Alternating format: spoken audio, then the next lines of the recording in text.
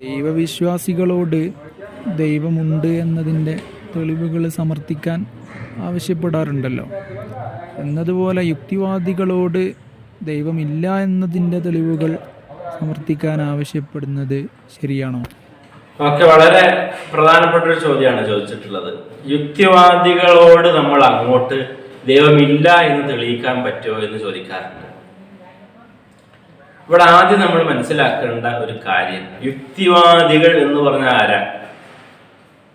ഒരു സ്വാഭാവികമായി സാധാരണഗതിയിൽ നമ്മൾ ഉദ്ദേശിക്കപ്പെടാറുള്ളത് മതങ്ങളൊന്നും പ്രത്യേക സമാവിയായ മതങ്ങളാവട്ടെ, സെമിറ്റിക്കോ അല്ലാത്തതൊക്കെ ആയ എന്തെങ്കിലും ഒരു മതത്തിൽ, പ്രത്യേകിച്ച് ഒരു മതത്തിൽ വിശ്വസിക്കാത്ത ആളുകൾ മുഴുവൻ നമ്മൾ യുക്തിവാദി എന്ന് അങ്ങ് പേര് പറയാം.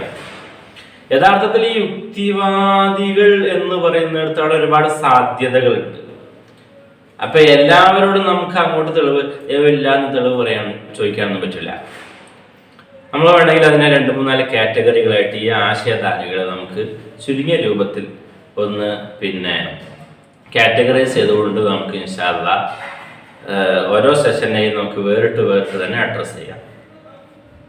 ഒന്നാമതായിട്ട് എത്തിസം എന്ന് പറയുന്നത്, നാസ്തികർ എന്ന് നമ്മൾ മലയാളത്തിൽ പറയുമല്ലോ. യുക്തിവാദികൾ എല്ലാവരും ഒരേ ഇനക്കാരല്ല, പല കാറ്റഗറികൾ നമുക്ക് കണക്കാക്കാൻ പറ്റും. ഒന്നാമത്തത് നാസ്തികർ അല്ലെങ്കിൽ എത്തീസം എന്ന് പറഞ്ഞാൽ പ്രപഞ്ചത്തിനൊരു സ്രഷ്ടാവ് ഇല്ല എന്ന് തീർപ്പ് കൽപ്പിച്ച് വിശ്വസിക്കുന്നവരാണ്. അപ്പൊ പ്രപഞ്ചത്തിനൊരു സ്രഷ്ടാവ് ഇല്ല, ദൈവം ഇല്ല, അതിൽ അവർക്ക് സംശയമല്ല. ദൈവം ഉണ്ടോ എന്നൊരു സാധ്യത അവരുടെ മുമ്പിലില്ല. ഇല്ല എന്ന് വിശ്വസിക്കുകയും വാദിക്കുകയും ചെയ്യുന്നവരാണ് എത്തിസ്റ്റുകൾ എന്ന് പറയുന്നത്. അവർക്ക് വാദമുള്ളവരാണ് അവർ. ഓക്കെ, രണ്ടാമതായിട്ട് എത്തിസം എന്ന് പറയാൻ പറ്റില്ലെങ്കിലും മറ്റൊരു വിഭാഗം യുക്തിവാദികളുടെ കൂട്ടത്തിലുള്ളത്, അവർ ദൈവമില്ല എന്ന് വിശ്വസിക്കുന്നില്ല, പിന്നെ ദൈവം ഉണ്ട് എന്ന് വിശ്വസിക്കുന്നില്ല എന്നേ ഉള്ളൂ. രണ്ടും വ്യത്യാസമുണ്ട്. ദൈവം ഉണ്ടെന്ന് വിശ്വസിക്കുന്നില്ല എന്ന് പറയുന്നതും ദൈവം ഇല്ലെന്ന് വിശ്വസിക്കുന്നു എന്ന് പറയുന്നതും വ്യത്യാസമുണ്ട്. ദൈവം ഉണ്ടെന്ന് വിശ്വസിക്കുന്നില്ല ഒരു യുക്തിവാദികളും വിശ്വസിക്കുന്നില്ല, അല്ലെങ്കിൽ ഈ എത്തിസ്റ്റുകളും. രണ്ടാമത് നമ്മൾ പറയുന്ന ആജ്ഞേയവാദികൾ, ആഗ്നോസ്റ്റിസിസം എന്ന് പറയും. ആഗ്നോസ്റ്റിക് എന്ന് പറഞ്ഞാൽ ആജ്ഞേയവാദികൾ എന്നാണ്. ആജ്ഞേയവാദികളെ സംബന്ധിച്ചിടത്തോളം ദൈവം ഇല്ല എന്ന് തീർപ്പ് കൽപ്പിക്കുന്നില്ല, മറിച്ച് ഉണ്ട് എന്നും വിശ്വസിക്കുന്നില്ല, ഇല്ല എന്നും വിശ്വസിക്കുന്നില്ല. അപ്പൊ അവർ ആ വിഷയത്തിൽ ഒരു ന്യൂട്രലാണ് എന്ന് വേണമെങ്കിൽ പറയാം.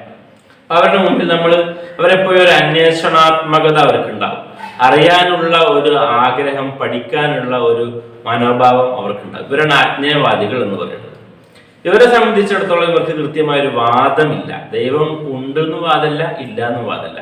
ഇവർക്ക് 2 പക്ഷക്കാരോടും ചോദ്യങ്ങൾ ഉന്നയിക്കാം. ഉണ്ട് എന്ന് വിശ്വസിക്കുന്ന ആളോട് എന്താണ് തെളിവ്? ഒരു തെളിവ് പറഞ്ഞാൽ ആ തെളിവിന് ഇങ്ങനെ പ്രശ്നമില്ലേ, ഇങ്ങനെ തിരിച്ച് ചോദിക്കാൻ പറ്റും. ഇല്ല എന്നൊരാൾ തീർപ്പ് കൽപ്പിക്കുന്നുവെങ്കിൽ എന്തുകൊണ്ട് നിങ്ങൾ ഇല്ല എന്ന് തീർപ്പ് കൽപ്പിക്കുന്നു? ഉണ്ടാവാനുള്ള സാധ്യതയല്ലേ? അപ്പോ കാണുന്നില്ല, കേൾക്കുന്നില്ല, അപ്പൊ മറ്റൊരു രൂപത്തിലുള്ള ദൈവം ഉണ്ടായിക്കൂടെ? ഈ സാധ്യത 2 പേരോടും അവർക്ക് ഉന്നയിക്കാൻ പറ്റിയ ഒരു ന്യൂട്രലിൽ നിൽക്കുന്ന ആളുകളാണ് ആജ്ഞേയവാദികൾ എന്ന് പറയുന്നത്. മൂന്നാമത്തെ ഒരു വിഭാഗത്തെ നമുക്ക് ദൈസം എന്ന് വേണമെങ്കിൽ വിളിക്കാം. അഥവാ പ്രപഞ്ചത്തിന്റെ പിന്നിൽ എന്തോ ഒരു കാരണമുണ്ടാകും. അവര് മതവിശ്വാസികളല്ല. അഥവാ മതം എന്ന് പറയുമ്പോൾ കേവലം പ്രപഞ്ചത്തിനൊരു സൃഷ്ടാവുണ്ട്, ഒരു പ്രപഞ്ചേതരമായ ശക്തിയുണ്ട് എന്ന് മാത്രം കരുതുന്നത് കൊണ്ട് മതവിശ്വാസത്തിലേക്ക് എത്തുന്നില്ല.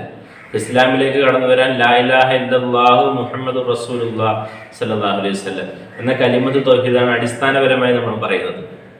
അപ്പോൾ മുഹമ്മദ് നബി സല്ലല്ലാഹു അലൈഹി വസല്ലം തങ്ങളെ വിശ്വസിക്കണം. അങ്ങനെ ഒരുപാട് കാര്യങ്ങൾ വിശ്വസിക്കുമ്പോഴാണ് ഇസ്ലാം എന്ന മതത്തിലേക്ക് ഒരാൾ കടന്നു വരുന്നത്. ഇതുപോലെ ഓരോ മതത്തിനും അതിൻ്റെതായ വിശ്വാസ കാര്യങ്ങൾ വേറെയും ഉണ്ടാവും.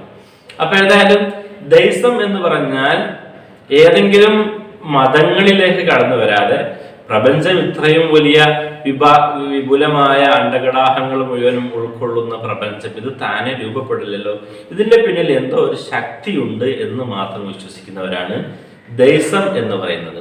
അവര് ആ ശക്തിക്ക് വേണ്ടി ആരാധനകളോ വഴിപാടുകളോ നേർച്ചകളോ ഒന്നും ചെയ്യുന്നില്ല. അത് ഉണ്ടാക്കിയിട്ട് പോയി നമ്മൾ നമ്മളെ കാര്യം ചെയ്തു പോവുക. ഇത്രയാണ് മൂന്നാമത്തെ ഒരു വിഭാഗത്തിന്റെ ആശയം. വളരെ ഷോർട്ടാക്കിയിട്ടാണ് ഞാൻ പറയുന്നത്, ഇത് പലർക്കും അറിയുന്ന കാര്യങ്ങളായിരിക്കും.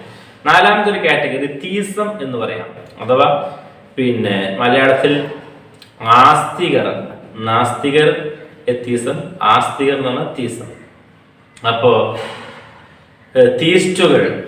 അപ്പൊ തീസ്റ്റുകൾ എന്ന് പറയുമ്പോൾ അവർക്ക് ദൈവമുണ്ട്. ദൈവം എന്ന് പറയുന്ന ഒരു കൺസെപ്റ്റ് മറ്റേ സൃഷ്ടാവിനെ വരുന്നുള്ളൂ. സൃഷ്ടാവ് ദൈവമാകുന്നത് ആ സൃഷ്ടാവിനെ നമ്മൾ ആരാധിക്കുകയും അതിനുവേണ്ടി വഴിപാടുകളും ആ കർമ്മങ്ങളൊക്കെ നിർവഹിക്കുന്ന അത്തരം ഒരു സൃഷ്ടാവിനെ സങ്കല്പിക്കുമ്പോഴാണ് ദൈവം എന്നൊരു കൺസെപ്റ്റ് രൂപപ്പെടുന്നത്. അപ്പൊ ദൈവം പല മതങ്ങളിലുണ്ട്, അതിൽ അള്ളാഹുലേക്ക് മാത്രം നമുക്ക് കടന്നു വരണം. ഇൻഷാ അല്ലാഹ് തുടർ ക്ലാസ്സുകളിലേക്ക് അതിലേക്ക് പോകാം.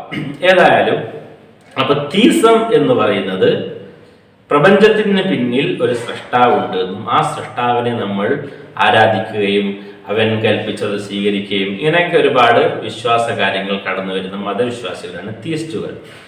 അപ്പൊ 4 കാറ്റഗറികളായിട്ട് നമ്മൾ കാര്യങ്ങൾ തിരിച്ചു. ഇനി ഓരോന്നിനോടും എങ്ങനെ സമീപിക്കണം എന്ന് ഇൻഷാ അല്ലാഹ് അടുത്ത സെഷനിൽ നമുക്ക് സെപ്പറേറ്റ് ആയിട്ട് പറയാം.